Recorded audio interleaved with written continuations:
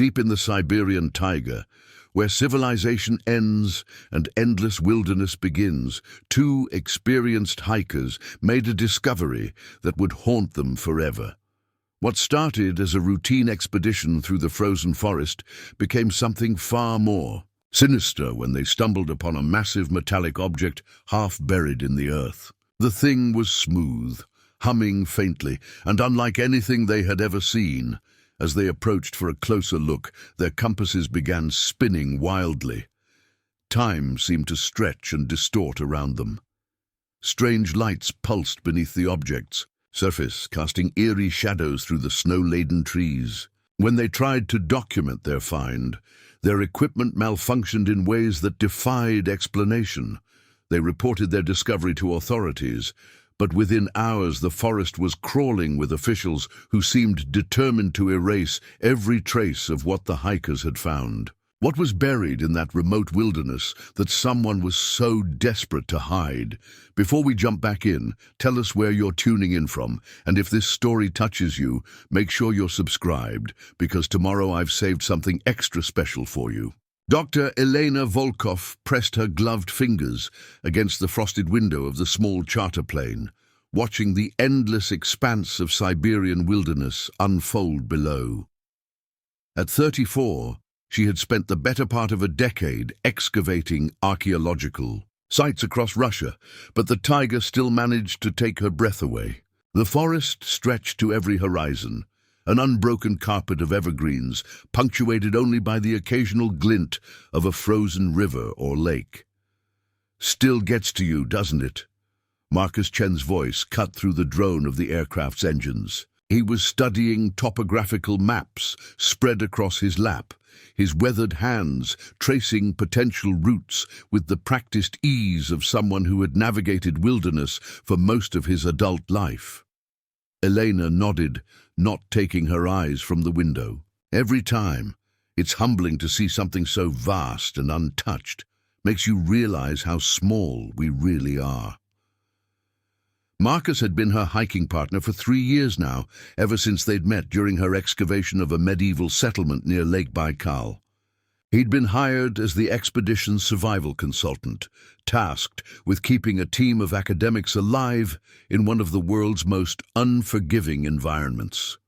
What started as a professional relationship had evolved into genuine friendship, built on mutual respect and countless hours spent around campfires, discussing everything from ancient migration patterns to modern wilderness philosophy. At 41, Marcus brought a unique perspective to their partnership.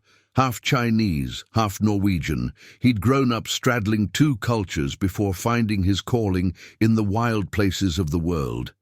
His expertise in cold weather survival was legendary among the scientific community, but Elena valued him equally for his analytical mind and his ability to see patterns that others missed. "The weather reports are holding steady," Marcus said, folding one of the maps.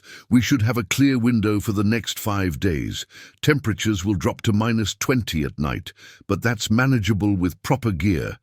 Their destination was a remote section of the taiga, roughly 400 kilometers northeast of Yakutsk. Elena had been planning this expedition for 8 months, ever since discovering references to unusual archaeological findings in Soviet-era geological surveys. The reports were frustratingly vague, mentioning structural anomalies and materials of unknown composition discovered during mineral exploration in the 1960s. Most researchers would have dismissed such descriptions as the product of overworked geologists and primitive analytical equipment. But Elena had learned to pay attention to patterns. Over the past 2 years, she'd encountered similar reports from widely scattered locations across northern Russia. Always the same basic elements: unusual materials, geometric shapes that didn't fit natural formation patterns, and electromagnetic anomalies that interfered with survey equipment. Individually, each report could be explained away. Collectively, they suggested something worth investigating. The pilot's voice crackled through the intercom, announcing their approach to the drop zone. Elena felt the familiar mixture of excitement and apprehension that preceded every expedition into unknown territory. She'd been doing this long enough to know that most archaeological hunches led nowhere, that the wilderness was far more likely to offer frostbite and equipment failure than revolutionary discoveries. But something about this particular expedition felt different. Maybe it was the way the Soviet reports had been classified for decades before surfacing in recently declassified archives. Maybe it was the unusual electromagnetic readings that had prompted the original geological surveys. Or maybe it was simply the accumulated weight of all those scattered reports, finally coalescing into something that demanded investigation.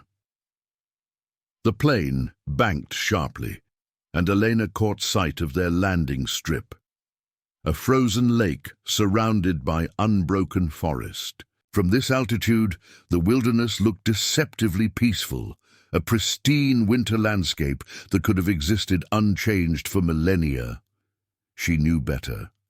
The taiga was beautiful but unforgiving, a place where small mistakes could become fatal within hours. Marcus was already organizing their gear, checking and double-checking the equipment that would keep them alive for the next week. Sleeping bags rated for extreme cold, portable shelter systems, enough food for 10 days instead of the planned. 7. Emergency communication devices and the specialized archaeological tools Elena would need if they actually found something worth excavating. "Ready for another adventure, Dr. Volkov?" Marcus asked, his tone light but his eyes serious. He understood better than most the risks they were taking, venturing into one of the world's most remote regions with minimal support and even less certainty about what they might find. Elena smiled, feeling the familiar surge of anticipation that had driven her through years of difficult excavations and challenging expeditions. "Always ready, Marcus. Always ready." The silence of the taiga was absolute in a way that city dwellers could never truly comprehend. As Elena and Marcus made their way through the snow-laden forest, their snowshoes crunching softly against the crystalline surface, the only sounds were their own breathing and the occasional crack of a tree branch adjusting to the cold. They had been hiking for 6 hours since the plane dropped them at the frozen lake, following a compass bearing that would take them deep into territory that appeared blank on most modern maps. Marcus had spread his Soviet-era topographical map across a fallen log during their last rest stop, pointing out hand-drawn annotations that didn't appear on any contemporary surveys. "Someone marked these areas as restricted," he said, tracing faded pencil lines with his finger. "Look at these symbols. I've never seen markings like this on official military maps." Elena studied the strange notations scattered across the map's surface. Some appeared to be warnings, others looked like coordinates or reference points. Most intriguing were the areas circled in red ink, with Cyrillic annotations that roughly translated to electromagnetic anomaly and equipment failure zone. The geological surveys from the 60s mentioned similar problems, Elena said, photographing the map with her digital camera. Teams reporting compass malfunctions, radio dead zones, equipment that worked perfectly everywhere else, suddenly failing for no apparent reason. They had encountered their first hint that something was unusual about this region just 2 hours into their hike. A family of Arctic foxes had been behaving strangely, circling their position at a distance, but never approaching or retreating. Their movement patterns seemed almost deliberate, as if they were escorting the humans along a specific route. Marcus had noticed it first, his survival instincts alert to anything that deviated from normal wildlife behavior. "Foxes don't usually show this much interest in humans," he said, watching the animals maintain their precise distance. "They're curious, but cautious by nature. This feels different." The foxes had eventually disappeared, but not before leading them to what appeared to be an old supply cache hidden beneath a fallen tree. The metal containers were corroded beyond recognition, but Marcus found fragments of equipment that looked military in origin. Soviet era, judging by the manufacturing stamps still visible on some pieces. Field rations, Marcus said, examining a partially intact container. But the expiration dates don't make sense. These are marked as manufactured in 1962, but they're supposed to have a shelf life of 5 years maximum. They should have degraded completely by now. Elena knelt beside him, studying the preserved remains with growing puzzlement. The metal showed signs of exposure to extreme electromagnetic fields, with unusual crystalline formations growing along the edges that she had never seen in normal corrosion patterns. As they continued deeper into the forest, other anomalies began to accumulate. Their GPS unit started showing inconsistent readings, with their position jumping erratically despite maintaining a steady course.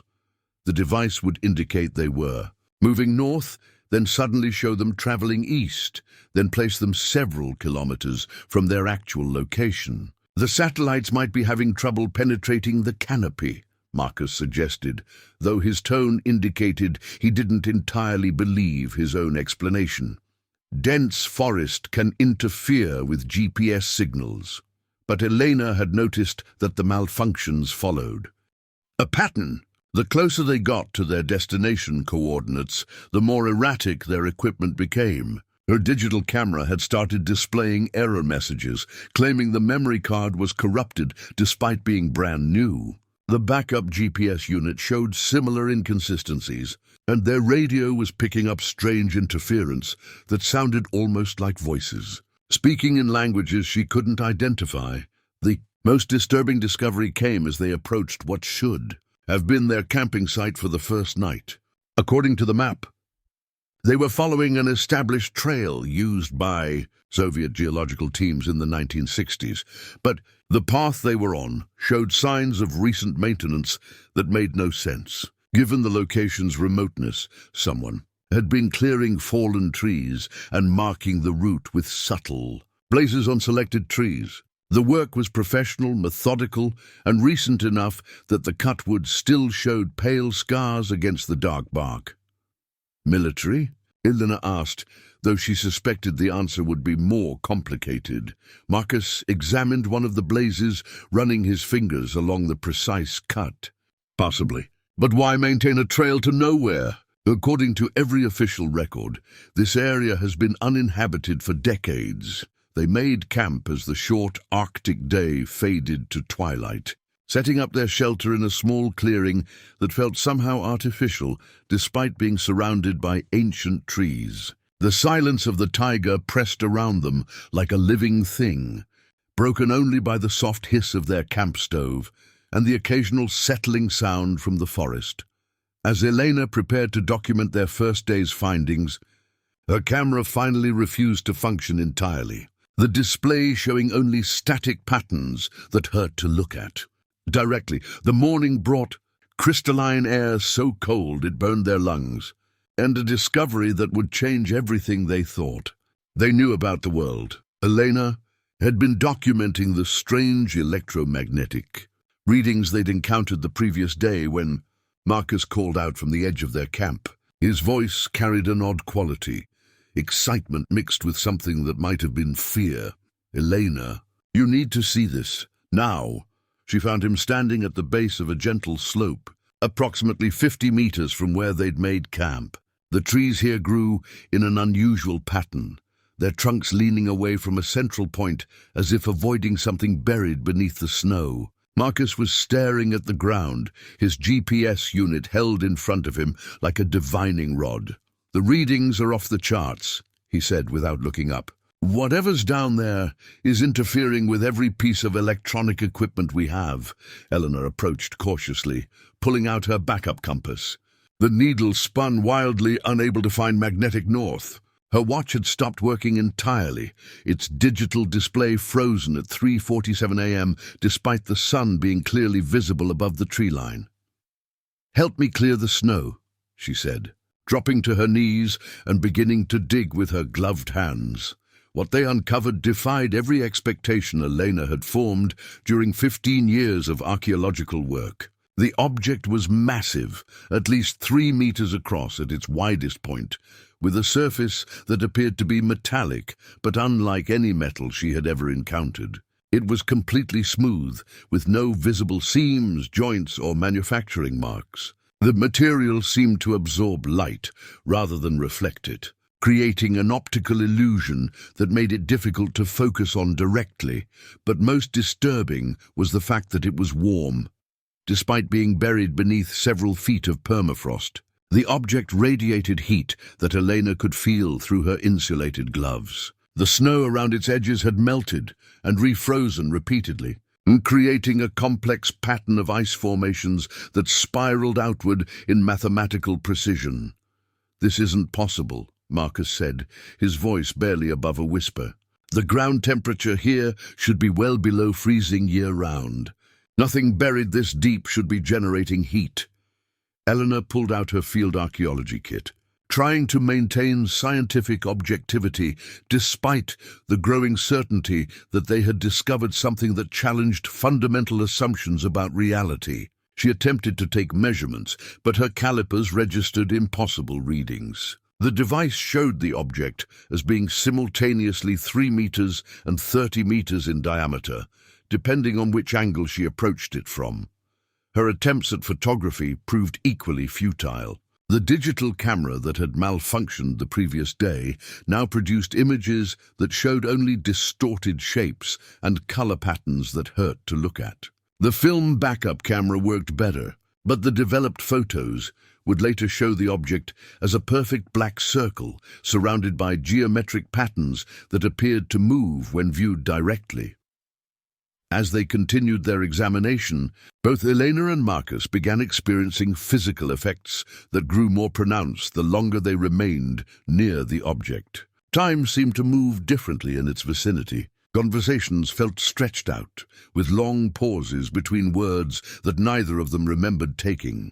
Their movements became sluggish, as if they were moving through thick liquid rather than air.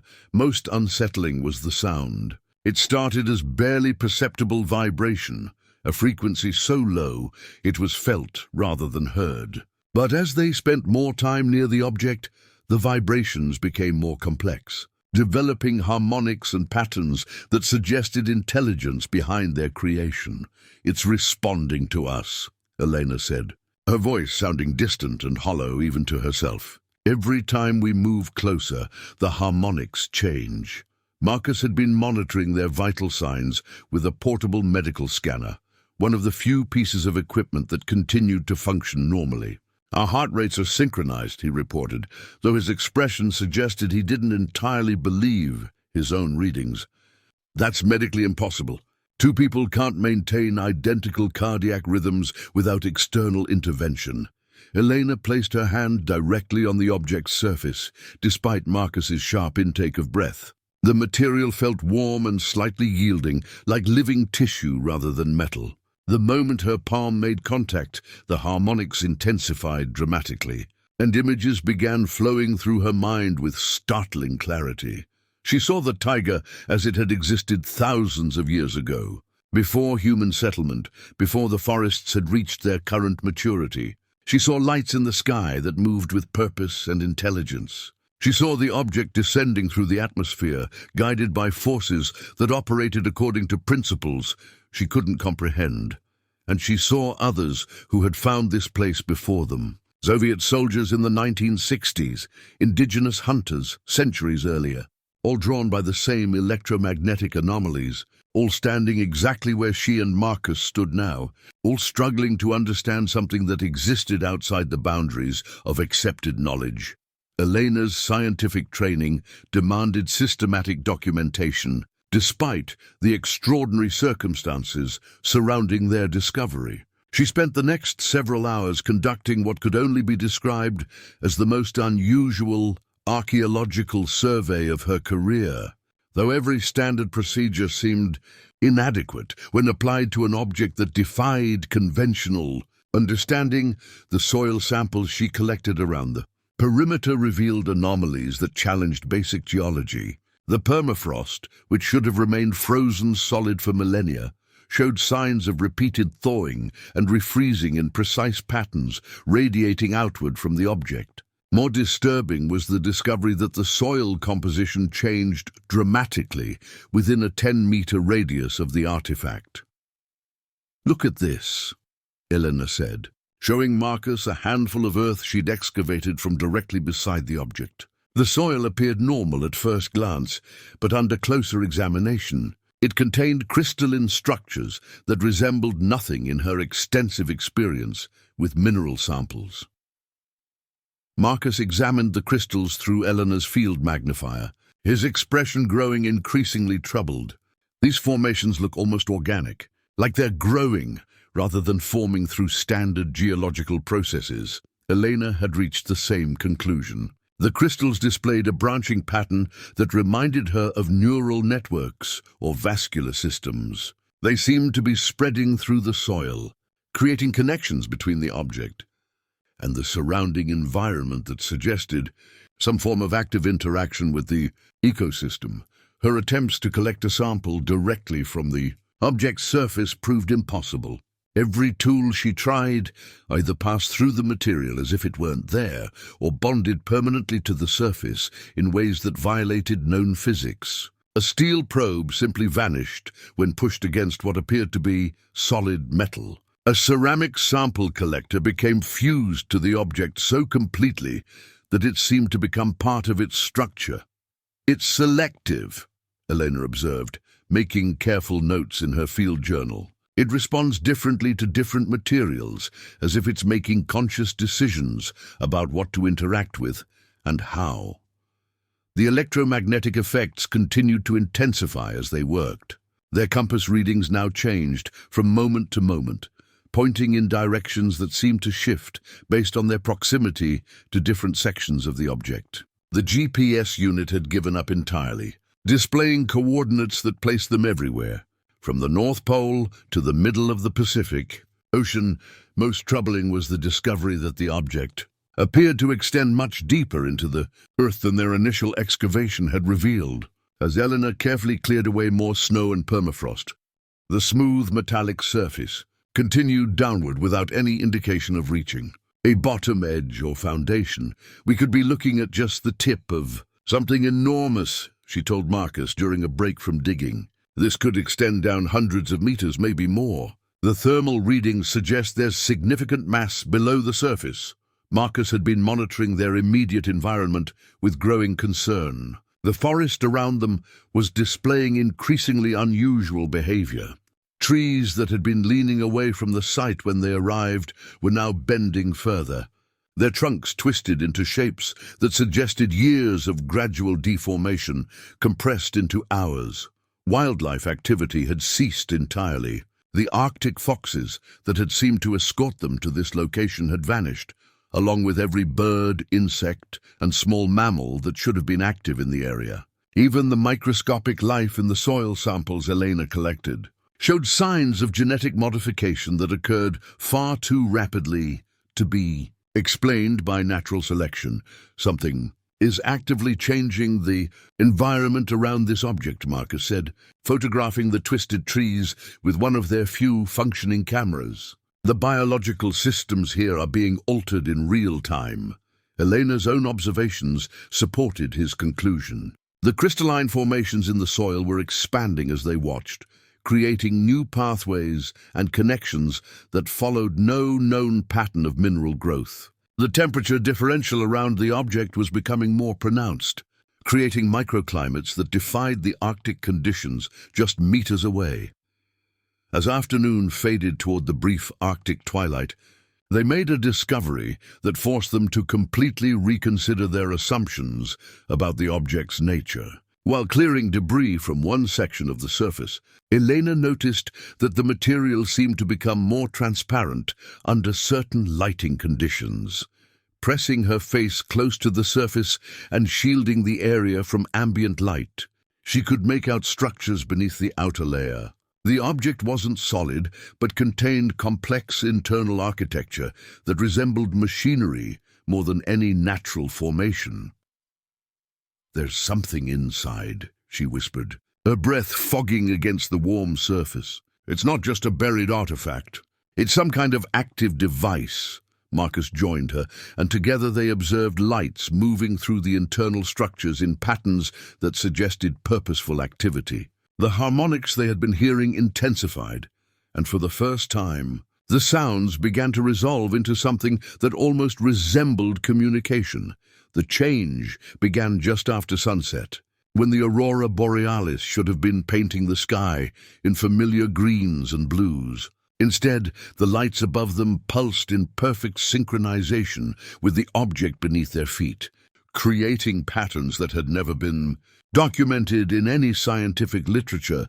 Elena was adjusting her audio recording equipment when the harmonics suddenly shifted from barely perceptible vibrations to sounds that resonated through her entire body. The frequency was too low for normal human hearing, but her recording device registered complex waveforms that suggested structure and intention behind the emissions.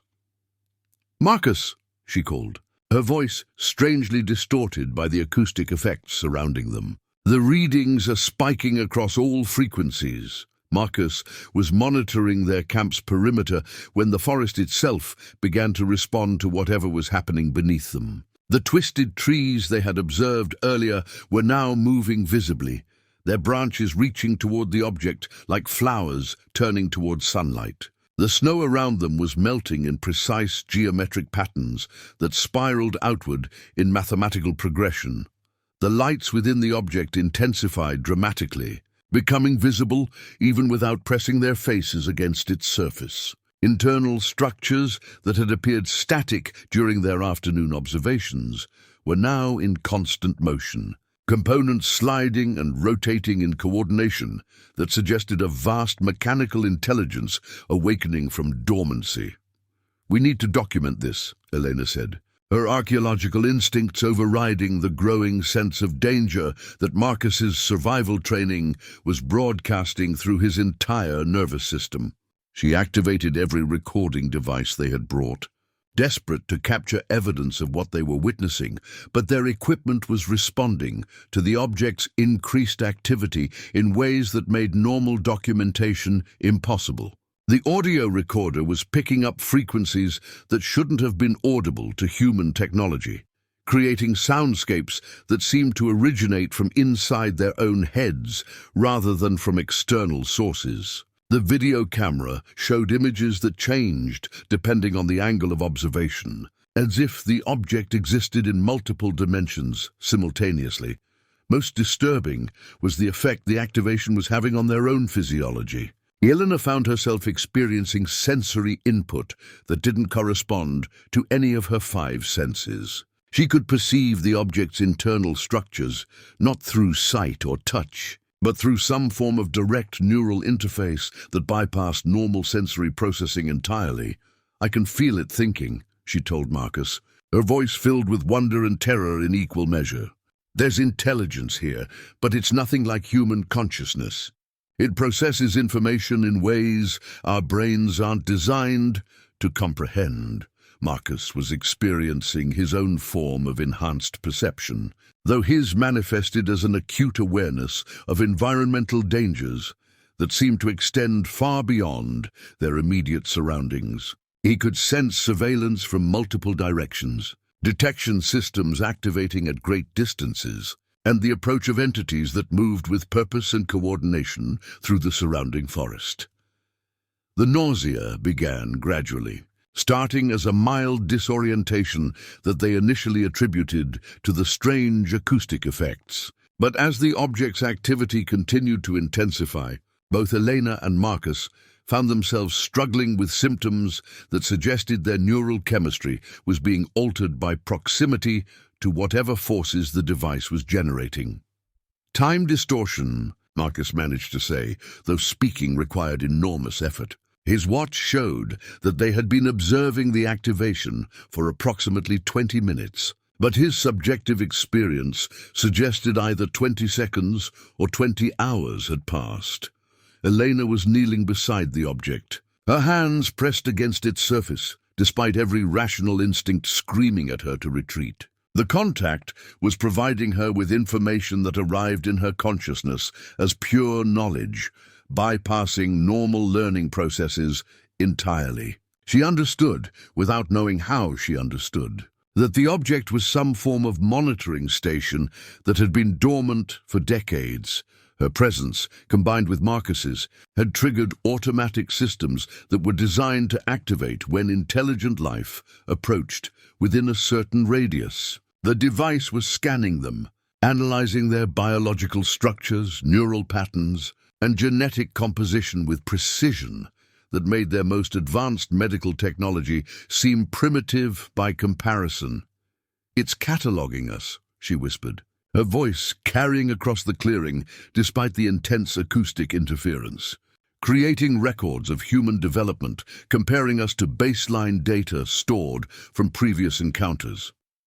Marcus fought through his disorientation to reach Elena, knowing instinctively that direct contact with the object during this level of activation could be dangerous. But as he approached, the environmental effects intensified exponentially, creating sensory overload that left both of them struggling to maintain consciousness. The last thing Elena remembered before the overwhelming input forced her nervous system to shut down was the realization that they were not the first humans to trigger this response, and that the object's archives contained detailed records of every previous encounter spanning centuries of human development.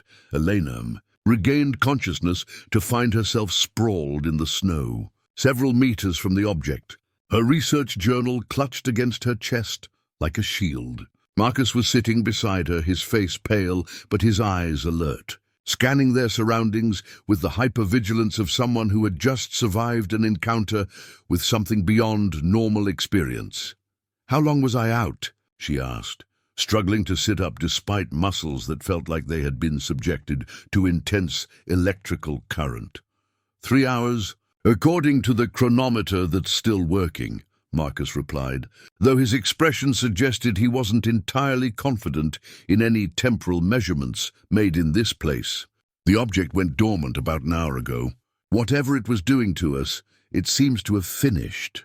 Elena opened her journal to find pages covered with handwriting that she didn't remember producing. The text was in her own hand, but the content described archaeological discoveries she had never made, excavations at sites she had never visited, connections between ancient artifacts that spanned continents and millennia. "Marcus, look at this," she said, showing him pages filled with detailed sketches of objects that resembled the device they had discovered. "These drawings, these descriptions. I don't remember writing any of this, but it's all in my handwriting." The journal contained references to similar artifacts discovered in remote locations across the globe. A metallic sphere found beneath Mayan ruins in Guatemala that had produced identical electromagnetic effects. Stone structures in the Australian outback that had generated the same harmonic frequencies. Even a detailed account of a Soviet archaeological expedition in 1963 that had discovered what appeared to be the same type of device buried beneath a Neolithic settlement in Siberia. "It's like something was using your hand to document information while you were unconscious," Marcus said, studying the precise technical drawings that filled nearly 20 pages. "These specifications are far beyond anything we observed during our examination."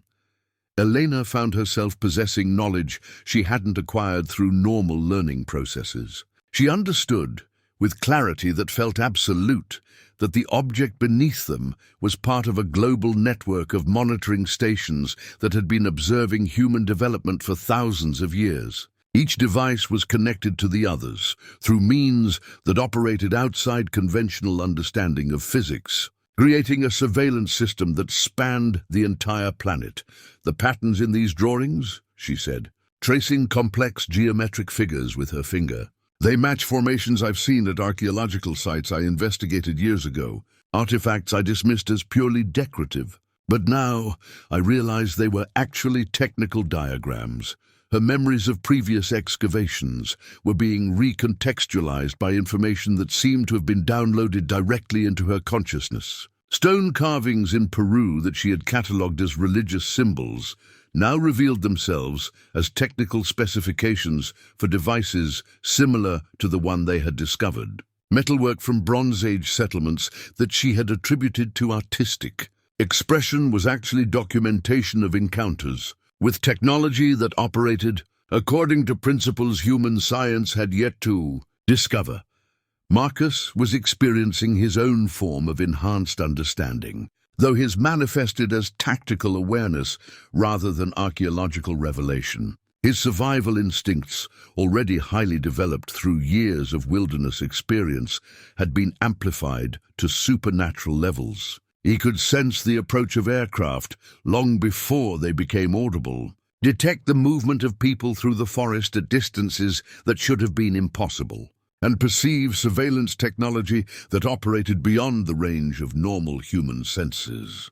"We're being watched," he said, his voice carrying absolute certainty despite the apparent emptiness of the surrounding wilderness. Multiple teams approaching from different directions. Military coordination, advanced equipment, probably been tracking us since we arrived in the area. Elena looked up from her journal, suddenly aware that their situation had evolved far beyond a simple archaeological discovery. The knowledge that had been implanted in her consciousness included awareness of the governmental and military interests that surrounded these devices. The decades of cover-ups and classified research that had hidden similar discoveries from public knowledge. "They know what this place is," she said, understanding flooding through her with disturbing clarity. "This isn't the first time teams have been sent to investigate these sites. There are protocols in place, procedures for managing civilian encounters with these devices, the journal's final entries, written in her own hand, but documenting events she couldn't remember, described the choice they would soon be forced to make. The network of monitoring stations was preparing to transition from passive observation to active intervention in human development. The entities responsible for the devices were planning to make contact, but only if humanity demonstrated readiness for such interaction. Elena and Marcus had been selected not randomly, but because their combined expertise and psychological profiles matched criteria established by intelligences that had been studying human civilization for millennia. They would be given the opportunity to serve as intermediaries, helping to determine whether their species was prepared for the revelation that they had never been alone in the universe. The radio interference began as static, but as Elena adjusted the frequency controls with newfound expertise she didn't remember acquiring, the noise resolved into structured patterns that suggested intelligent transmission. The sounds weren't quite language as humans understood it, but they carried meaning that bypassed normal linguistic processing and arrived directly in her consciousness as concepts and images. Marcus had modified their communication equipment using techniques that seemed to emerge from his enhanced tactical awareness. He worked with the focused precision of someone following blueprints visible only to him, adding components from their electronic devices and creating interfaces that transformed their basic radio into something resembling advanced signal intelligence equipment. "These transmissions have been going on for years," Marcus said, monitoring frequency bands that their original equipment shouldn't have been capable of accessing. "Possibly decades. Someone has been maintaining constant communication with this site, using protocols that are far beyond anything in public telecommunications technology. The modified radio was picking up conversations in languages that didn't correspond to any human linguistic families. But more disturbing were the transmissions in recognizable languages, voices speaking Russian, English, and Chinese in discussions that referenced the objects, their locations, and the people who had discovered them. Elena listened to a conversation in English between two people discussing her own background, her archaeological credentials, her psychological profile, and her suitability for what they called Protocol 7. The speakers demonstrated intimate knowledge of her personal history, including details about her research that she had never published and events from her childhood that she had never discussed with anyone. Outside her immediate family, they know everything about us, she whispered, adjusting the radio to isolate a particularly clear transmission. Our education, our families, our personalities, this whole expedition, they've been planning for us to find this place. Marcus was monitoring tactical frequencies that revealed the scope of the surveillance operation surrounding them. Military units were positioned throughout the forest, but their deployment patterns suggested they were there to observe and document rather than intervene. The radio chatter indicated that Elena and Marcus were considered assets rather than security threats, subjects to be studied rather than captured. Multiple agencies involved, Marcus reported, his enhanced awareness, allowing him to interpret radio traffic with supernatural clarity. Russian military intelligence, but also American and European teams. This is international cooperation on a level that suggests they've been dealing with these situations for a long time. The most chilling discovery came when Elena intercepted a transmission that appeared to be originating from the object itself. The signal was being broadcast on frequencies that their equipment shouldn't have been able to detect, using the same harmonic patterns they had observed during the device's activation sequence. But this wasn't random electromagnetic emission. The object was communicating with external receivers, transmitting data about Elena and Marcus's biological and psychological responses to their encounter. Real-time medical information, neural activity patterns, even genetic analysis was being broadcast to recipients whose locations were scattered across the globe. "It's reporting on us," Elena said, her voice barely audible above the alien harmonics that filled their modified radio. Everything that happened during the activation sequence, all the scanning and analysis, it's being transmitted to monitoring stations worldwide. Marcus discovered that the radio modifications he had created allowed for limited two-way communication with the surveillance network. When he transmitted on specific frequencies using protocols that seemed to download themselves into his consciousness, he received responses that confirmed their worst suspicions about their situation. They were not accidental discoverers of an ancient artifact. They had been guided to this location through a series of manipulated circumstances that stretched back months before their expedition began. The archaeological reports that had motivated Elena's investigation had been deliberately leaked from classified archives. The funding for their expedition had been arranged through intermediaries connected to the same agencies that were now monitoring their activities. The most disturbing revelation came through an encrypted transmission that Marcus's enhanced abilities allowed him to decrypt in real time.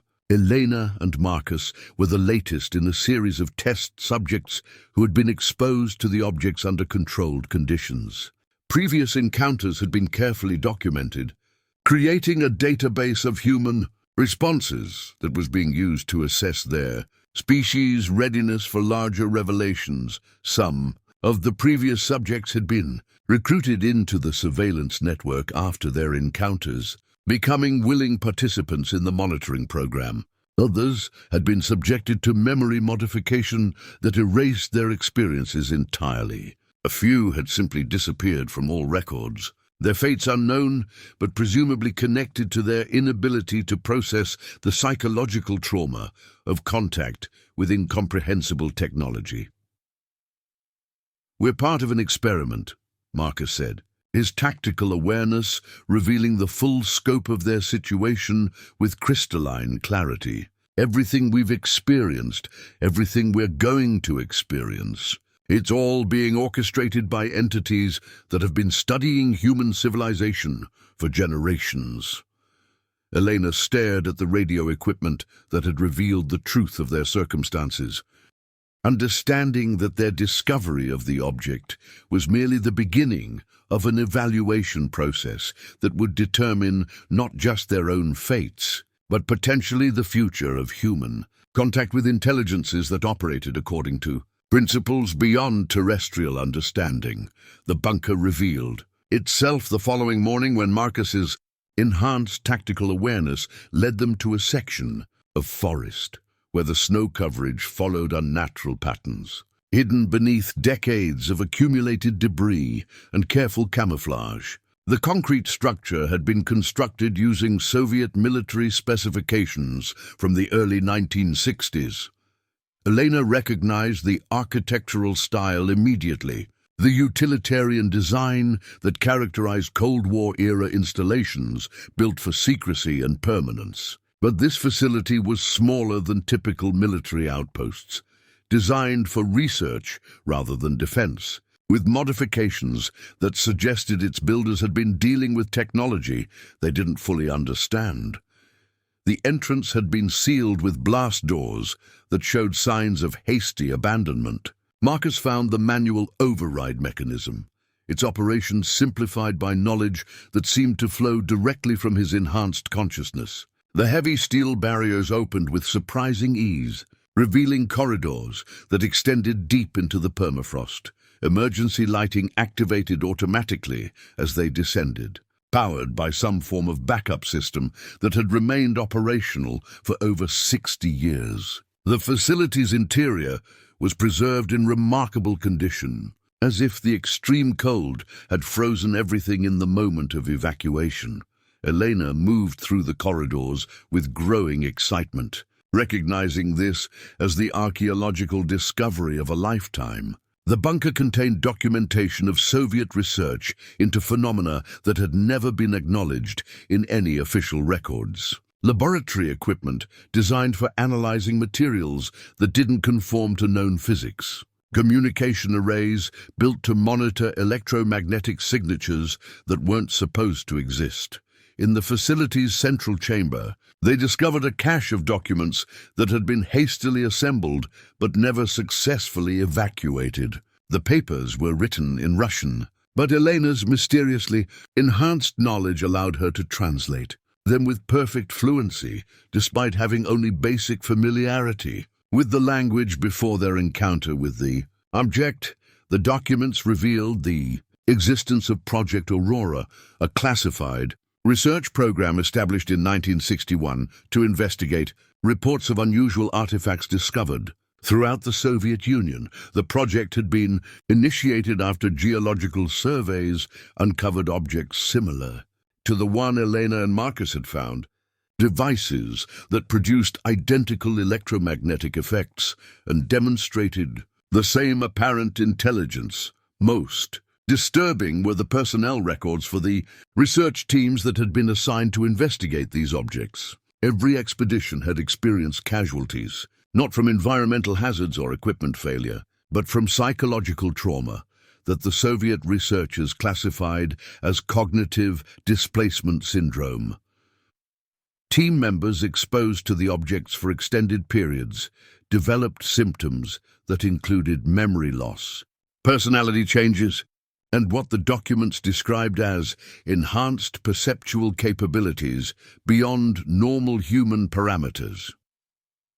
Elena found detailed reports describing encounters nearly identical to her own experience with the device. Researchers who had lost consciousness during object activation sequences, awakening with knowledge they hadn't possessed before exposure. Technical drawings created by personnel who had no engineering training. Linguistic translations of symbols that didn't correspond to any human writing systems.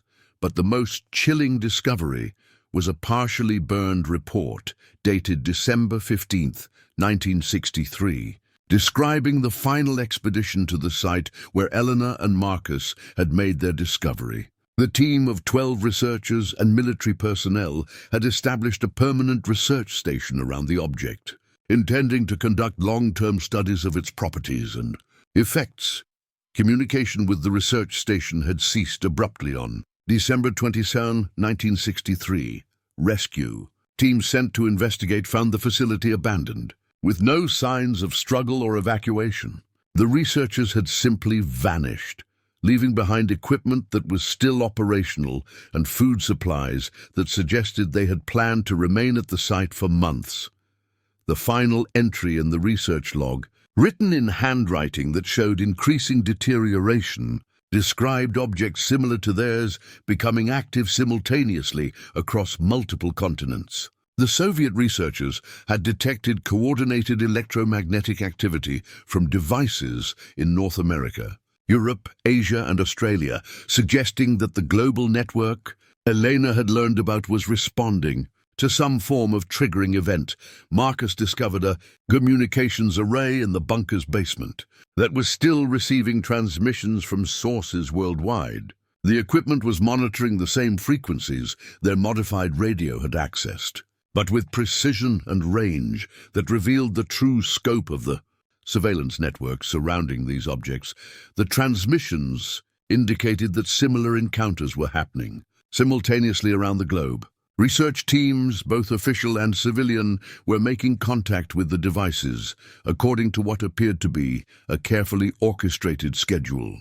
The timing suggested that Elena and Marcus's discovery was part of a coordinated activation sequence that had been planned for decades. Elena photographed as many documents as possible with their few remaining functional cameras, understanding that this historical evidence might be their only proof of the conspiracy they had uncovered. But as they prepared to leave the bunker, Marcus's enhanced awareness detected approaching aircraft that were moving with military precision toward their location. The sound of helicopters in the distance confirmed what the classified documents had suggested. The authorities responsible for maintaining secrecy around these objects were preparing to implement the same protocols that had been used to silence previous discoveries, protocols that had been refined through 60 years of practice. The figures appeared first in Marcus's peripheral vision as they made their way back to camp through the pre-dawn darkness. His enhanced tactical awareness registered their presence long before conventional observation would have detected them. But what he perceived challenged every assumption about normal human movement patterns. "Elena," he whispered, freezing in place beside a massive pine tree. "We're not alone out here." She followed his gaze toward the tree line, where shadows moved with coordination that suggested intelligence, but locomotion that defied human physiology. The figures appeared to be maintaining surveillance positions around their camp, but their movement between observation points involved transitions that looked more like teleportation than conventional travel. Marcus activated the night vision, equipment he had modified using his mysteriously acquired technical knowledge.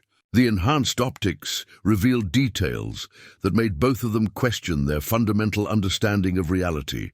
The figures were humanoid in basic structure, but displayed characteristics that placed them outside any known biological classification.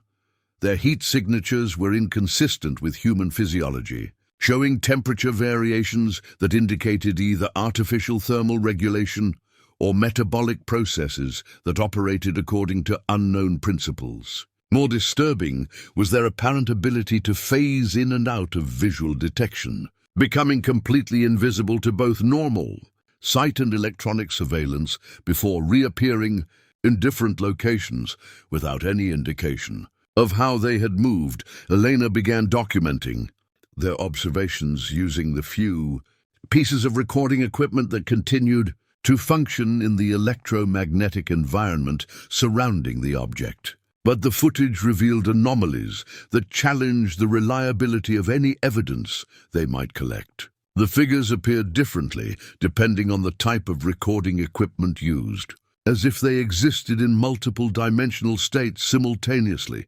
"They're not trying to hide from us," Elena observed, studying the beings through her camera's viewfinder.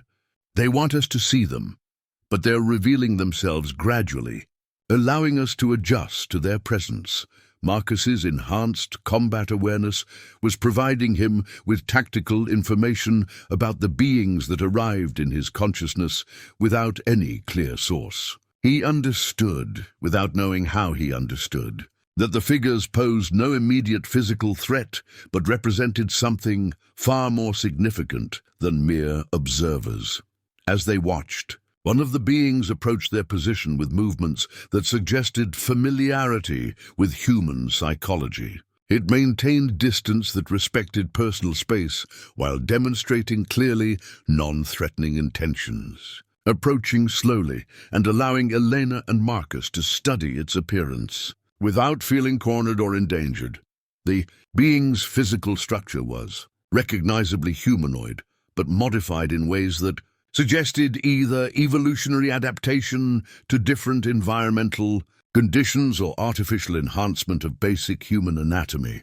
Its proportions were elongated, with limbs that appeared designed for greater efficiency, of movement and sensory organs that showed obvious enhancement beyond normal human capabilities. Most striking was its apparent ability to communicate without vocal mechanisms. Elena found herself receiving information directly, concepts and images that arrived in her consciousness as complete thoughts rather than as words requiring interpretation. The communication was bidirectional, allowing her to transmit questions and responses through the same mysterious interface. The being identified itself as a representative of the entities responsible for the monitoring network, though the concepts it used to describe its origins and purpose were too complex for direct translation into human language. Elena understood that it was simultaneously artificial and organic, a fusion of biological and technological elements that had been designed for interaction with developing civilizations. Through their wordless communication, Elena learned that the objects scattered across Earth were not merely passive monitoring devices, but active components in a vast educational system designed to guide emerging species through critical developmental phases. Humanity had reached a point where direct intervention was necessary to prevent self-destruction, but such intervention required careful preparation to avoid psychological trauma that could result from unprepared contact with advanced civilizations. Marcus was receiving his own form of communication from additional beings that had appeared around their position. His enhanced tactical abilities were being refined further, providing him with understanding of defense systems and survival techniques that went far beyond terrestrial military training. He realized that his skills were being upgraded to prepare him for challenges that extended beyond Earth's environment. The night vision footage Elena was recording showed the beings as they truly appeared, rather than the partially concealed forms they had initially presented. The video revealed technology integrated into their biological systems, equipment that operated according to principles that made human engineering seem primitive by comparison. As dawn approached, the beings began to withdraw, but not before providing Elena and Marcus with what could only be described as a preview of humanity's potential future. Through direct neural interface, they experienced glimpses of civilizations that had successfully navigated the transition from planetary to interstellar existence, species that had learned to integrate advanced technology with biological evolution while maintaining the essential characteristics that defined their unique cultural identities. The decision to leave came when the sound of helicopters grew close enough to distinguish individual aircraft. Marcus's enhanced awareness counted at least 6 different flight patterns converging on their location, with ground teams moving through the forest using coordination that suggested extensive familiarity with the terrain. "They're implementing containment protocols," Marcus said, quickly breaking down their camp with efficiency that surprised even him. His modified survival equipment was showing electromagnetic damage that revealed the extent of their exposure to the object's influence. Metal components had been altered at the molecular level, developing crystalline structures similar to those Elena had discovered in the soil samples. Elena gathered their documentation and recording equipment, though much of it had been permanently damaged by the electromagnetic effects they had encountered. Her digital camera, which had malfunctioned since their first day at the site, now displayed error messages in languages that didn't correspond to any human linguistic systems. As they prepared to navigate away from the approaching forces, Elena discovered that the forest itself had been altered during their time at the site. Paths that had existed when they arrived had vanished entirely, replaced by dense undergrowth that appeared to have grown decades worth in just a few days. New trails had appeared, leading in directions that didn't correspond to their topographical maps. "The landscape is actively changing," Elena observed, consulting her compass and finding that magnetic north had shifted by nearly 40 degrees since their arrival. Someone or something is modifying the environment in real time, creating barriers and redirecting our movement options. Marcus's enhanced tactical skills were providing him with navigation information that didn't depend on conventional instruments. He could sense safe passages through the forest using awareness that seemed to extend far beyond normal human perception. But the routes his instincts suggested led deeper into the wilderness rather than toward extraction points. Their attempts to use standard evasion techniques proved futile as the pursuing forces demonstrated capabilities that went far beyond conventional military tracking.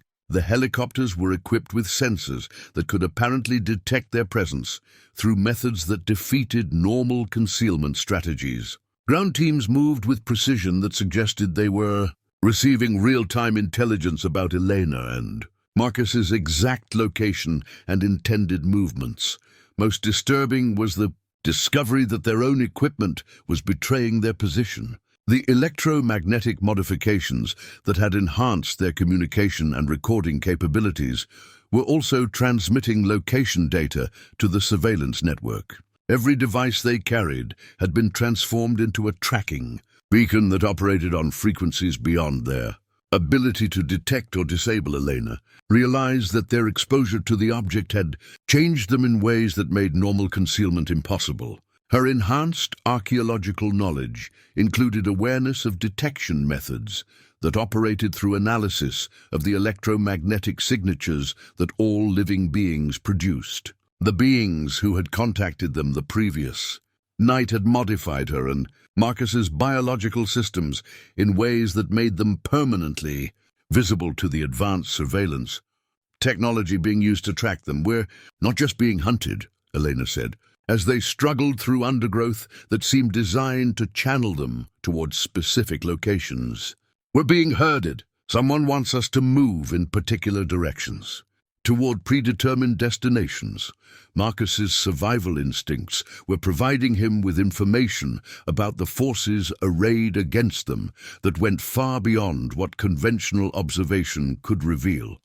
The pursuing teams included personnel who had been modified using technology similar to what had enhanced his own capabilities. They were dealing not just with normal military units, but with individuals who had been specifically prepared for dealing with situations involving contact with non-human intelligence.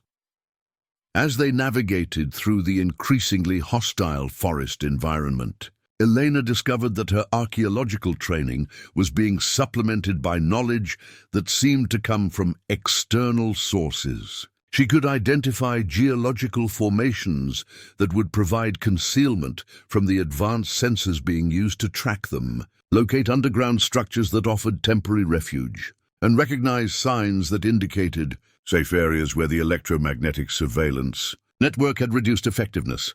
The most significant discovery came when they found themselves approaching another of the metallic objects, this one smaller than their original discovery, but producing identical electromagnetic effects. Elena realized that the forest contained multiple devices, creating a network of monitoring stations that had been operating undetected for decades.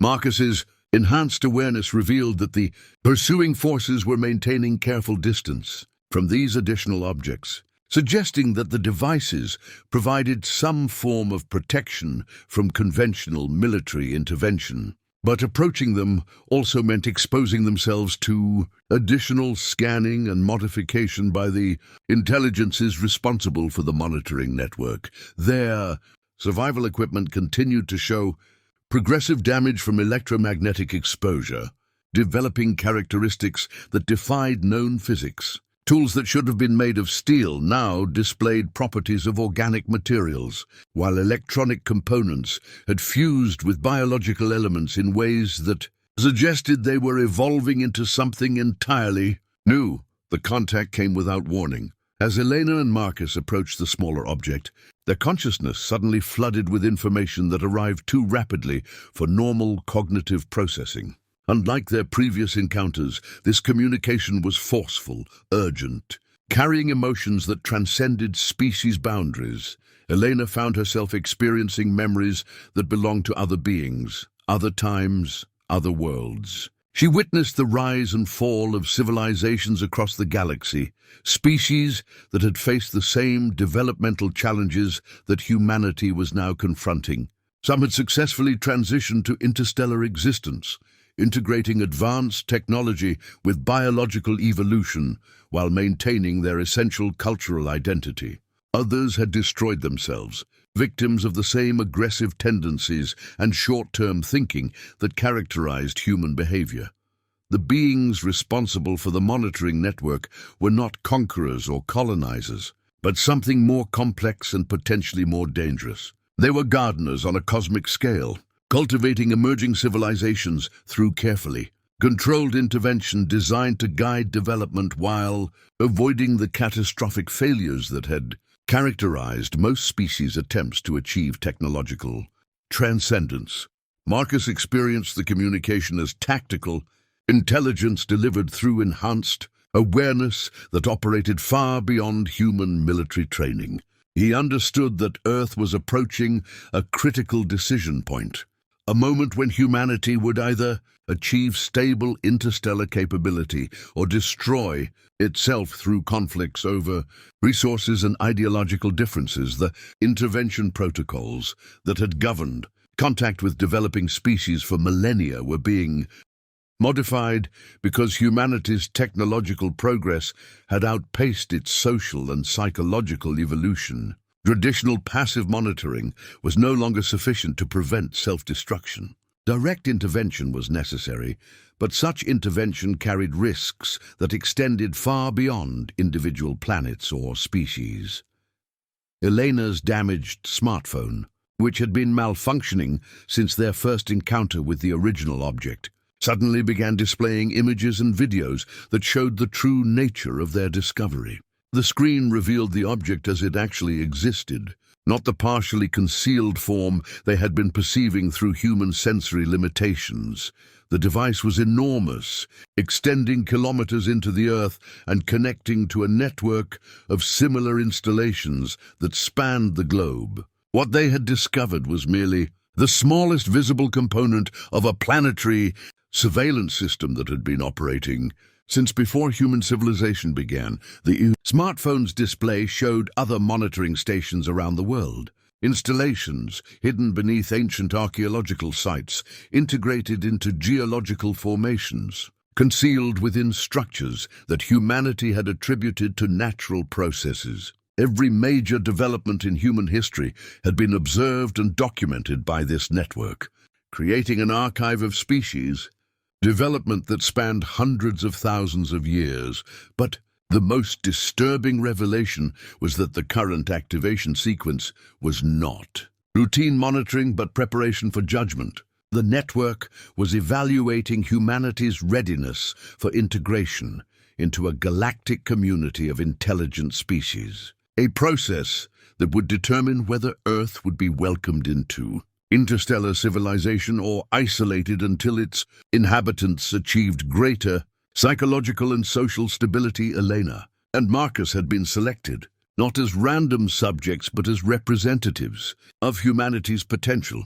Their responses to contact, their ability to process information about non-terrestrial intelligence, their psychological resilience in the face of paradigm-shifting revelations, all were being evaluated as indicators of their species' readiness for broader contact. The smartphone's final videos showed them potential futures based on different outcomes of the evaluation process. In one scenario, humanity achieved peaceful integration with galactic civilization, gaining access to technologies and knowledge that would eliminate scarcity, disease, and the environmental destruction that threatened planetary stability. In another, humanity was classified as too dangerous for contact, condemned to isolation within their solar system until they either achieved greater wisdom or destroyed themselves. The monitoring network would remain in place, but all evidence of non-terrestrial intelligence would be systematically eliminated from human awareness. The communication included direct neural interface with the decision-making processes that would determine humanity's fate. Elena and Marcus experienced the vast computational systems that were analyzing human development patterns, evaluating thousands of variables that included everything from individual psychological profiles to global political trends. Their own responses to contact were being integrated into models that would predict how their entire species might react to revelation of non-terrestrial intelligence. Every thought, every emotional reaction, every decision they made during their encounter was contributing to an assessment that would determine the future of human civilization.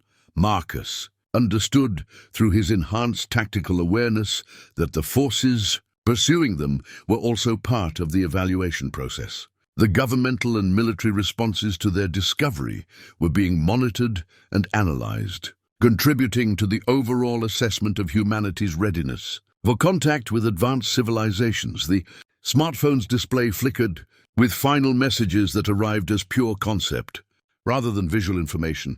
The evaluation was nearing completion, but the outcome remained undetermined. Elena and Marcus had been given access to information and experiences that would allow them to influence the final assessment, but they would need to choose carefully how to use the knowledge they had gained.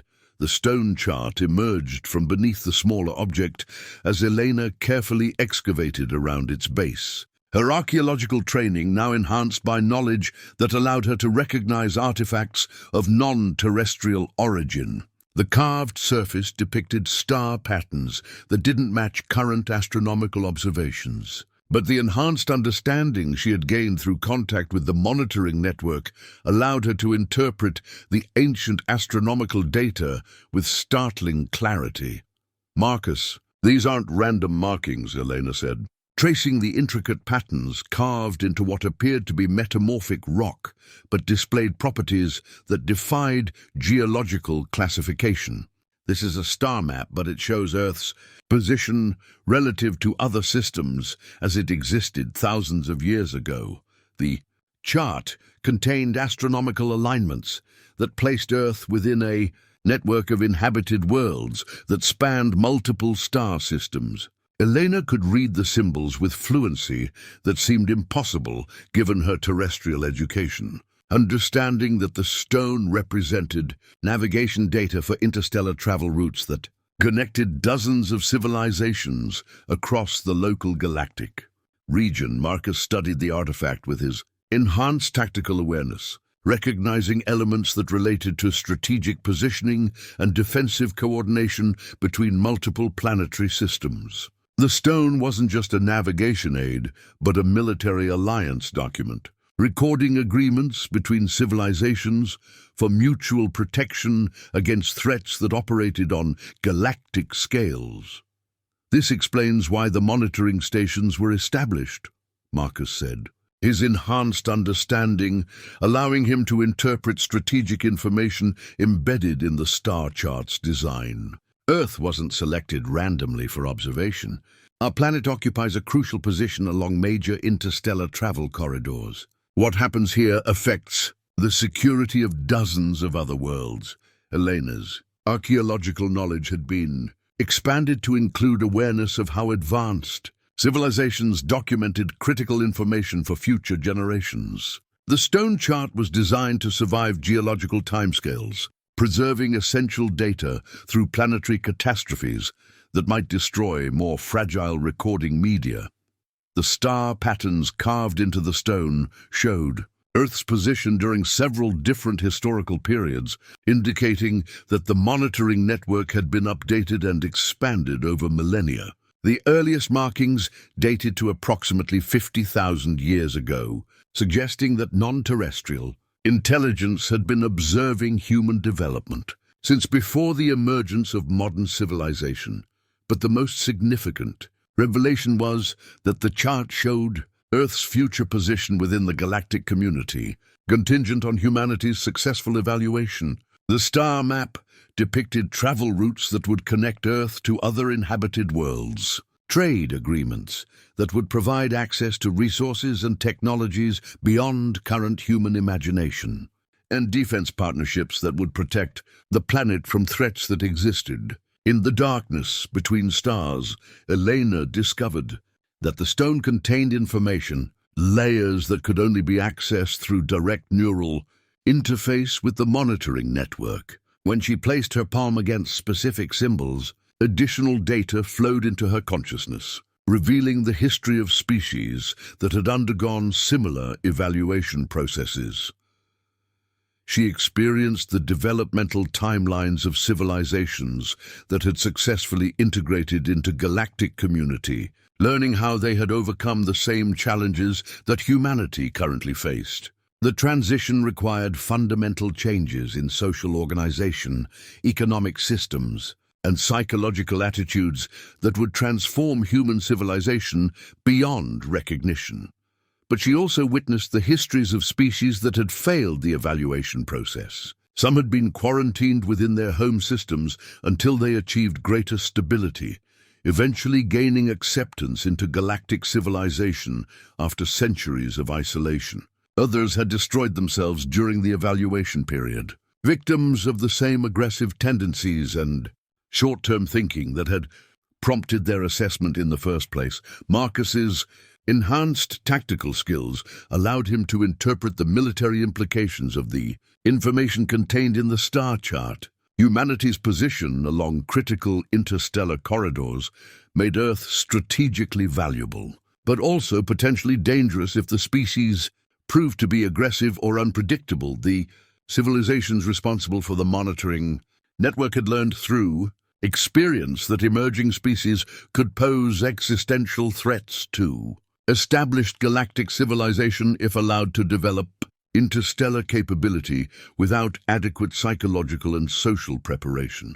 The evaluation process had been refined over millions of years to identify potential threats before they could spread beyond their home systems. Elena realized that the archaeological gaps she had spent her career trying to explain were the result of systematic intervention by the monitoring network. Critical developments in human civilization had been guided through carefully timed revelations of knowledge and technology, ensuring that humanity's progress followed patterns that had proven successful for other species.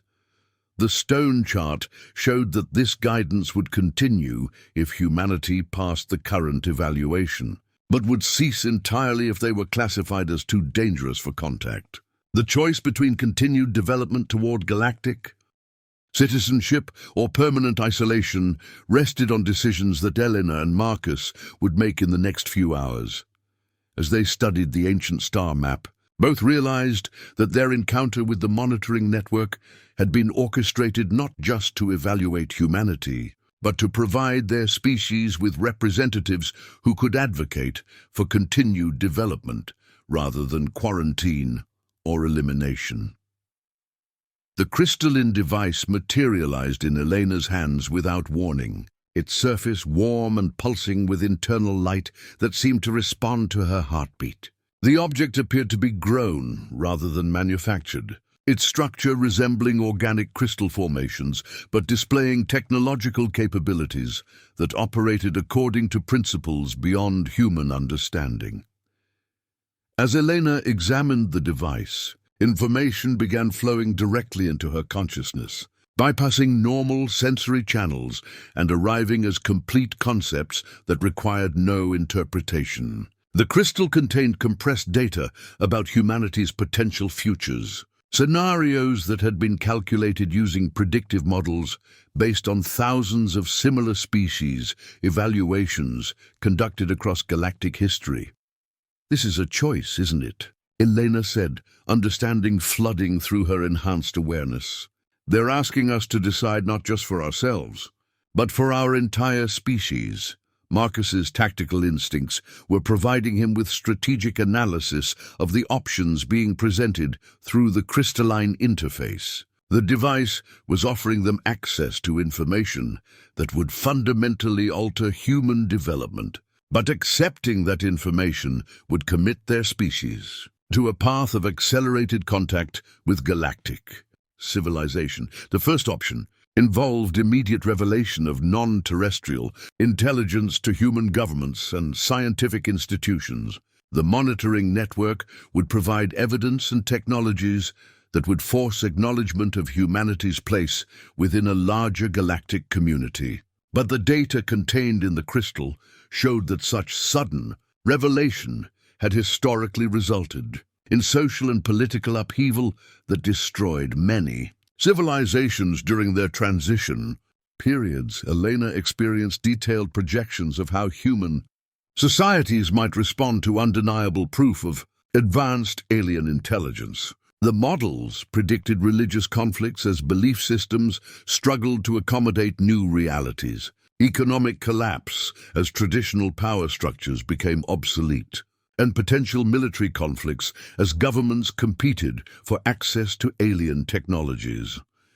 The second option involved gradual integration over several generations, with the monitoring network continuing to guide human development through carefully controlled technological and social advances. This approach had proven more successful with species similar to humanity, but required acceptance of external manipulation that many civilizations found psychologically intolerable. Marcus understood through his enhanced awareness that this option would involve recruitment of human intermediaries who would work with the monitoring network to manage the transition process. Elena and Marcus themselves would become permanent liaisons, helping to identify other individuals who could be safely contacted and integrated into the gradual revelation program. The most disturbing option was complete withdrawal of the monitoring network from Earth, leaving humanity to develop in isolation until they either achieved interstellar capability independently or destroyed themselves attempting to reach that level. The crystal's data showed that species choosing this path had less than a 30% survival rate. But those who succeeded often became the most innovative and valuable members of galactic civilization. Elena found herself experiencing the perspectives of individuals from other species who had faced similar choices during their evaluation periods. She felt the weight of decisions that would affect billions of lives, the responsibility of choosing between immediate benefits and long-term independence, between safety and freedom. The crystalline device was not just presenting options, but actively scanning Elena and Marcus's responses to each scenario, using their emotional and intellectual reactions to refine its understanding of human psychology and decision-making processes. Their choice would be based not just on logical analysis, but on psychological profiles that would determine how their species might handle the consequences of contact. Marcus realized that the pursuing military forces were part of the evaluation process, their responses being monitored to assess how human institutions might react to revelation of alien intelligence. The government agencies tracking them had been allowed to discover their activities as a test of official responses to contact scenarios. The crystal showed them real-time analysis of the military operations surrounding them, revealing that the commanders involved had been selected specifically for their psychological profiles and decision-making patterns. Their choices about how to handle Elena and Marcus's discovery would contribute to the overall assessment of humanity's readiness for contact. Elena understood that the time pressure they felt was artificial, created to simulate the crisis conditions under which first contact scenarios typically occurred. The evaluation process was designed to test how individuals and institutions performed when forced to make critical decisions without adequate Preparation time. The crystalline device pulsed with increasing intensity as Elena and Marcus approached their decision point. The information it contained was becoming more accessible, but also more demanding, requiring them to commit to specific courses of action, rather than simply gathering intelligence about their options. Marcus's enhanced tactical awareness warned him that their window for decision-making was closing rapidly. The military forces surrounding them were preparing for final containment protocols, but their actions would be modified based on whatever choice Elena and Marcus made in the next few minutes. The crystal had become warm enough to be uncomfortable, its internal light patterns shifting to configurations that suggested urgency and approaching deadlines for their decision. The military communication interceptor that Marcus had assembled using his enhanced technical knowledge began receiving coordinated transmissions that revealed the true scope of the response to their discovery. The device, cobbled together from their damaged equipment and components that seemed to materialize from his enhanced understanding, was monitoring frequencies that spanned multiple continents and involved agencies that officially didn't exist. Elena, "This is bigger than we imagined," Marcus said, adjusting the interceptor's settings to isolate specific communication channels. "I'm picking up coordinated responses from Russian, American, European, and Chinese military units. They're all working together, following protocols that have been established for decades." The intercepted communications revealed that similar contact events were occurring simultaneously around the globe. Teams were being deployed to monitoring sites in Australia, Chile, Norway, and half a dozen other locations where the crystalline devices had appeared. Each team was following identical protocols, suggesting that the international coordination had been planned and rehearsed for years. Elena listened to communications between command centers that referenced her and Marcus by code names they had never heard before. Their psychological profiles, academic backgrounds, and personal histories were being discussed by analysts who demonstrated intimate knowledge of their lives, extending back to childhood. The level of surveillance implied decades of preparation for this specific scenario. "Project Meridian," one voice said over the interceptor, speaking in accented English that suggested a multinational command structure. "Subjects Alpha 7 and Beta 3 are approaching decision point. All monitoring stations report successful interface establishment. Evaluation parameters are within acceptable ranges." Marcus realized that the military forces surrounding them were not responding to their discovery, but implementing protocols that had been established long before they had arrived in the taiga. The entire operation had been planned around the expectation that contact would occur at this location, at this time, involving individuals matching their specific profiles. The interceptor revealed that other teams around the world were experiencing identical scenarios, facing the same choices through encounters with similar crystalline devices. But their responses were being coordinated through communication networks that operated far beyond normal military capabilities, suggesting that the evaluation process involved collaboration between human agencies and the monitoring network itself. Elena discovered that the interceptor was receiving transmissions in the same harmonic frequencies they had observed during their encounters with the objects. But these signals were being generated by human-operated equipment, indicating that previous contact events had resulted in technological transfers that had been integrated into classified military programs. "They've been in contact before," Elena said, studying the complex waveforms displayed on the interceptor's improvised screen. "Some of these signal patterns match what we observed from the objects, but they're being transmitted from terrestrial sources."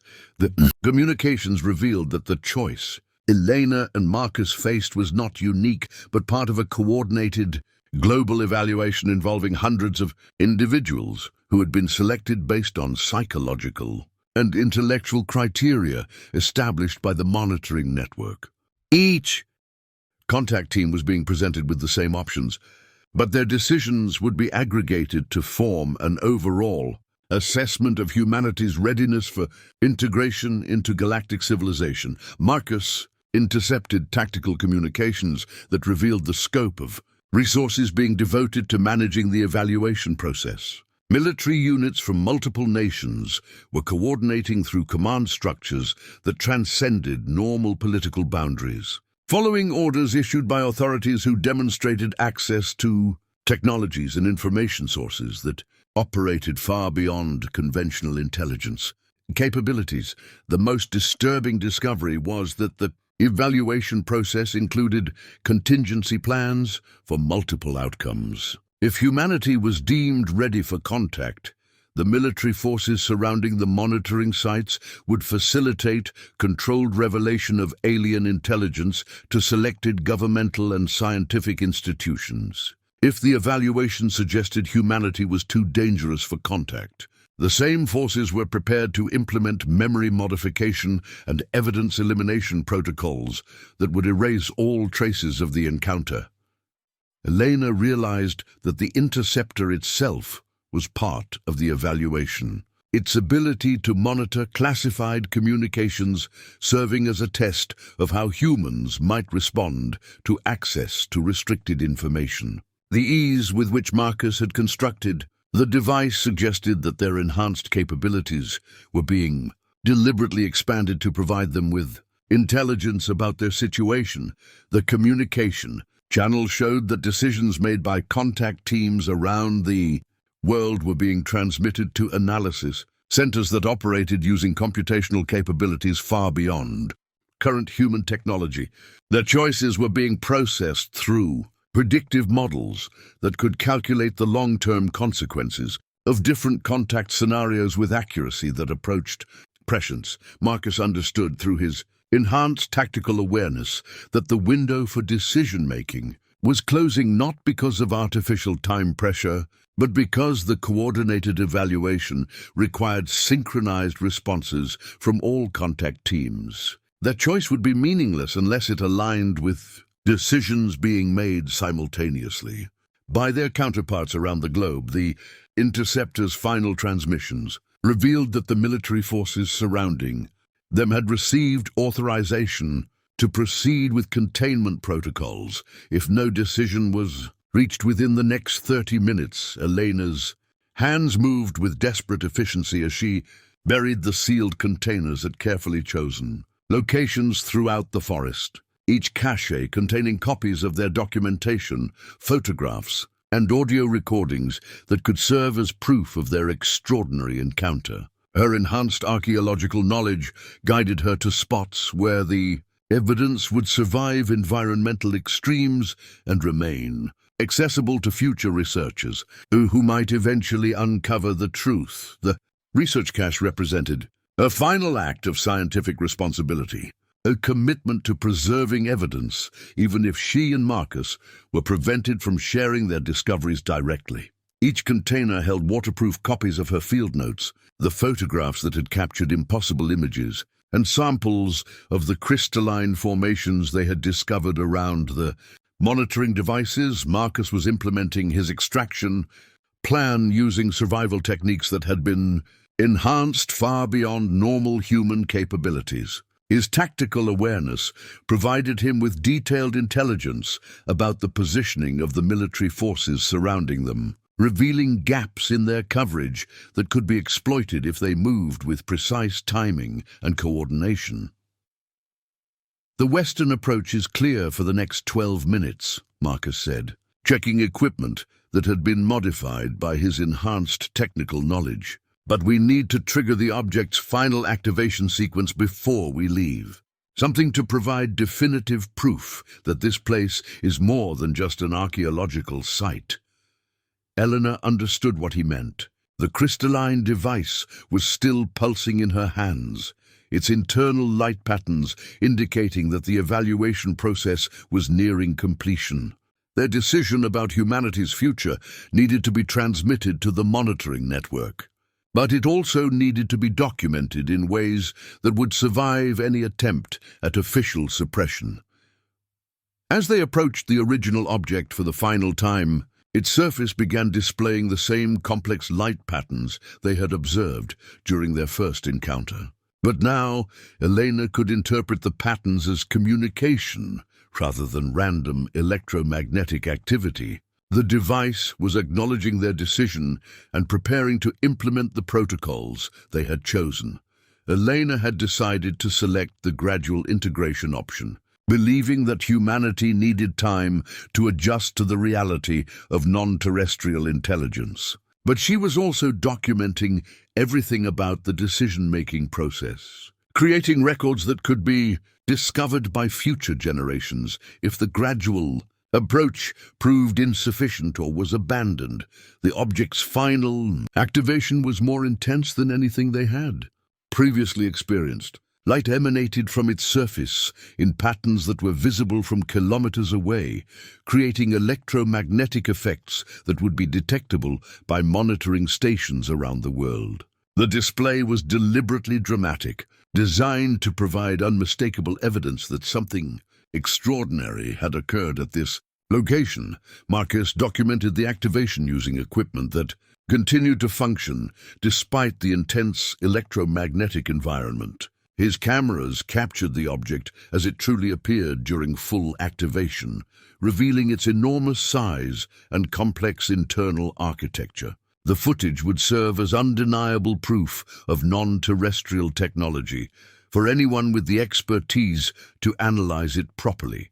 The environment around them transformed as the object's systems came fully online. The twisted trees straightened and resumed normal growth patterns. The crystalline formations in the soil dissolved and reformed into natural mineral structures, and the electromagnetic anomalies that had affected their equipment gradually normalized. Elena realized that the object was implementing cleanup protocols designed to eliminate obvious evidence of its presence while leaving subtle traces that could be discovered by sufficiently advanced scientific investigation. The site would appear to return to normal, but would retain characteristics that would eventually lead other researchers to the same discoveries. As they prepared to leave, Elena buried her final cache containing the complete documentation of their encounter, including detailed instructions for future investigators about how to trigger contact with the monitoring network. The cache was hidden using archaeological preservation, techniques that would ensure its survival for decades or centuries if necessary. Marcus's extraction route led them through terrain that seemed to shift and change as they moved, with new paths appearing and old obstacles disappearing in ways that suggested the landscape itself was assisting their escape. His enhanced abilities allowed him to navigate using landmarks that existed in multiple dimensions simultaneously, following routes that would be impossible for normal human perception to detect. The military forces pursuing them seemed to lose effectiveness as they moved away from the object's immediate vicinity, their advanced tracking equipment becoming unreliable and their coordination deteriorating. Elena and Marcus realized that the monitoring network was providing subtle assistance with their escape, ensuring that they would be able to return to civilization with their memories and evidence intact. Behind them, the object's activation sequence reached its climax, creating a light display that would be visible from orbit and generating electromagnetic signatures that would be recorded by monitoring stations worldwide. The event would be impossible to ignore or suppress entirely, creating the foundation for future revelations about humanity's place within galactic civilization. The debriefing took place in a facility that didn't appear on any official government records, located somewhere in what Elena estimated to be northern Finland, based on the architecture and vegetation visible through heavily tinted windows. The building itself seemed designed for managing information that operated outside normal classification systems, with technology that suggested access to resources far beyond conventional intelligence budgets. Elena and Marcus sat across from a panel of individuals whose credentials were never formally established, but whose knowledge of their encounter exceeded anything that conventional surveillance could have provided. The interrogators demonstrated intimate familiarity with every detail of their experience, including conversations and observations that should have been private. Dr. Volkov, your field notes contain references to archaeological patterns that aren't documented in any published research, said a woman whose accent suggested Eastern European origins, but whose questions revealed access to classified information from multiple countries. Can you explain how you acquired knowledge of these comparative sites? Elena realized that the official debriefing was itself part of the evaluation process, designed to assess how humans responded to authority when possessing information that challenged fundamental assumptions about reality. Her enhanced archaeological knowledge allowed her to recognize interrogation techniques that had been refined through decades of managing similar contact events. The questions focused less on what Elena and Marcus had discovered than on how they intended to handle the information they had gained. The interviewers seemed particularly interested in their psychological responses to contact with non-terrestrial intelligence, their ability to maintain mental stability when confronted with paradigm-shifting revelations. Marcus understood through his enhanced tactical awareness that the facility contained monitoring equipment that operated according to principles beyond current human technology. Their vital signs, neural activity, and even their emotional responses were being analyzed in real time using methods that suggested collaboration between human agencies and the entities responsible for the monitoring network. The most unsettling aspect of the debriefing was the presentation of an official report that documented their expedition with clinical precision while completely omitting any reference to the extraordinary discoveries they had made. The document described a routine archaeological survey that had been cut short due to equipment failures and adverse weather conditions. This is the version of events that will be entered into all official records, explained a man whose demeanor suggested military background, but whose knowledge extended far beyond conventional intelligence analysis. Your actual experiences fall under classification levels that require permanent non-disclosure agreements. Elena was presented with legal documents that would prohibit her from discussing their encounter with anyone outside the intelligence community for the remainder of her life. The agreements included provisions for monitoring her communications, restricting her travel, and subjecting her to periodic psychological evaluation to ensure her continued compliance. But the documents also contained sections that Elena's enhanced understanding allowed her to interpret as protection rather than restriction. The classification would shield her from public scrutiny while she adjusted to the psychological impact of contact with non-terrestrial intelligence. The monitoring would ensure her safety rather than simply preventing disclosure. Marcus discovered that his enhanced tactical abilities were being formally recognized through recruitment into a program that didn't officially exist. He would be trained to work with individuals who had undergone similar contact experiences, helping to manage future encounters and assess the readiness of other potential subjects for exposure to expanded reality. The government report that would document their expedition contained enough redacted sections and classified annexes to suggest the truth to anyone with sufficient security clearance and analytical capability. Elena realized that the official cover-up was designed not to hide the truth permanently, but to control the timing and manner of eventual disclosure.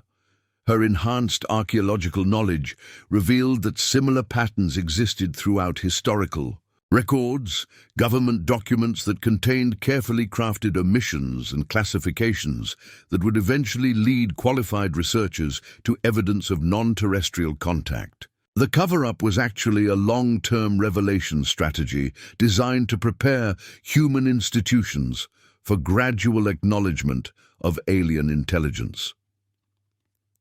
The debriefing concluded with Elena and Marcus being informed that their experience represented successful completion of the first phase of a contact protocol that would continue for the remainder of their lives. They would be contacted periodically by representatives of the monitoring network, receiving additional information and responsibilities as humanity's integration into galactic civilization proceeded.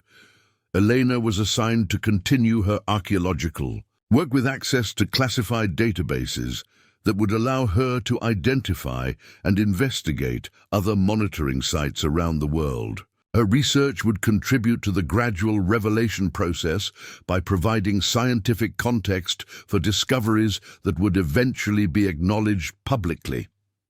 Marcus would work with international security agencies to develop protocols for managing contact scenarios, training personnel to handle encounters with non-terrestrial intelligence without triggering panic or aggressive responses that could jeopardize humanity's evaluation status. As they prepared to return to their normal lives, both understood that normalcy was an illusion they would need to maintain while working toward a future that most of humanity couldn't yet imagine.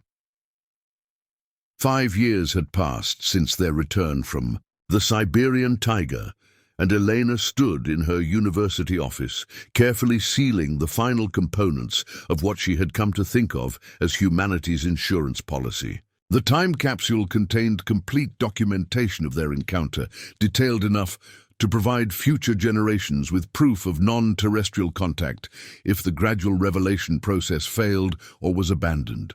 The work had been painstaking, requiring her to synthesize 5 years of continued contact with the monitoring network into a comprehensive record that could be understood by researchers who had not experienced direct interface with alien intelligence. Elena's enhanced archaeological knowledge had guided her in creating documentation that would survive both environmental hazards and deliberate attempts at suppression. Marcus had visited the previous week, bringing updates from his work with international security agencies that were preparing for eventual public acknowledgement of extraterrestrial contact. His enhanced tactical abilities had made him invaluable in developing protocols for managing humanity's transition to galactic citizenship. But the strain of maintaining absolute secrecy about his experiences was evident in the careful way he chose his words. "The timeline is accelerating," he had told her during their carefully monitored conversation in her university office. "Other species in the galactic community are expressing concerns about the environmental degradation and political instability on Earth. There's pressure to move beyond gradual integration to more direct intervention." Elena understood the implications. Humanity's evaluation period was drawing to a close, but their performance during the transition was proving more problematic than the monitoring network had anticipated. Climate change, resource conflicts, and political polarization were threatening to derail the careful development process that had been established through contact with individuals like herself and Marcus. The time capsule represented her response to the possibility that humanity might fail the extended evaluation despite the advantages provided by gradual contact. If direct intervention became necessary, or if the species was ultimately quarantined, future generations would need access to information that could help them understand their place within galactic civilization. Elena had buried identical time capsules at archaeological sites around the world, locations where they would eventually be discovered by researchers following the same investigative patterns that had led her to the monitoring station in Siberia. Each cache contained not just documentation of her encounter, but also instructions for triggering contact with the monitoring network and guidelines for interpreting the enhanced abilities that such contact would provide. Her continued research had revealed that the network of monitoring stations was more extensive than she had initially realized. Every major archaeological site contained evidence of non-terrestrial observation, though the signs were subtle enough to be overlooked by researchers who lacked the enhanced perception necessary to recognize them. Marcus's work had taken him to contact sites around the world, where he had met others who had undergone similar experiences with the monitoring network. The community of enhanced humans was larger than either of them had expected, including individuals from every continent and every major cultural background. Their shared experiences had created informal networks that operated within and alongside official government programs. The most significant development had been the discovery that some of the enhanced individuals were developing capabilities that went beyond what the monitoring network had originally provided. Their neural modifications were continuing to evolve, adapting to new challenges and expanding their ability to interface with alien technology and consciousness. Elena had experienced this evolution herself, finding that her archaeological knowledge now extended to civilizations and technologies that existed far beyond Earth. She could read artifacts from other worlds, understand the development patterns of species she had never encountered, and perceive connections between different forms of intelligence that operated according to principles that transcended individual consciousness. Marcus had developed tactical abilities that allowed him to coordinate with non-human intelligences in ways that suggested future roles in interstellar security operations. His enhanced awareness now extended beyond Earth's atmosphere, providing him with information about threats and opportunities that existed in the space between worlds. The time capsule's final component was a message addressed to whoever might eventually discover it, explaining that the transition to galactic citizenship was both inevitable and beneficial, but required wisdom and patience that humanity was still developing. Elena's words carried both warning and encouragement, acknowledging the challenges while affirming the potential for species that could successfully navigate the evaluation process. As she sealed the container using preservation techniques that would ensure its survival for centuries, Elena reflected on how profoundly her understanding of reality had been transformed by their encounter in the Siberian wilderness. The universe was vast beyond imagination, filled with intelligence and purpose that operated on scales that challenged human comprehension. But it was also, she had learned, fundamentally benevolent, guided by entities that had learned through millions of years of experience how to nurture emerging consciousness while avoiding the catastrophic failures that had characterized most species' attempts at transcendence. The future remained uncertain, but Elena had confidence that humanity would eventually find its place among the stars, carrying with it the curiosity and determination that had always driven their species to explore beyond the boundaries of the known world.